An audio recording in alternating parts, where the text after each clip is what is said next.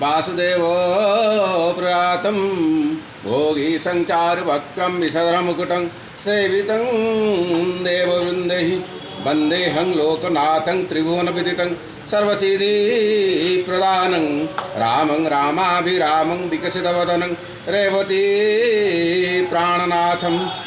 आज जगन्नाथंकर 13 दिनिया तिथिर पड़ू जगन्नाथंकर गोटे दिन गुंडीचा एवं नेत्रोत्सव एक दिन के है।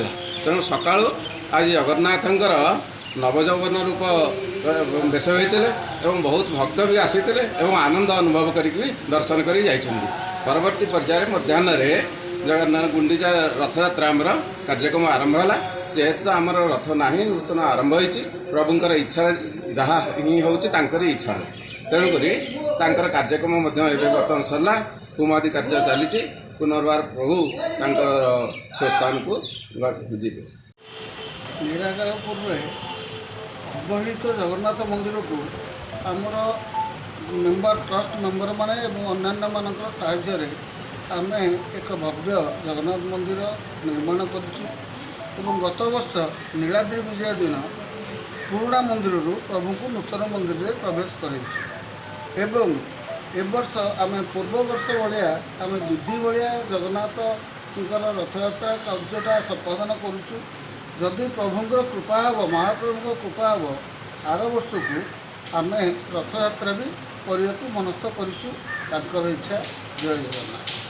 निवासाय नित्याय परमात्मने बलभद्र सुभद्रा जगन्नाथाय नमः।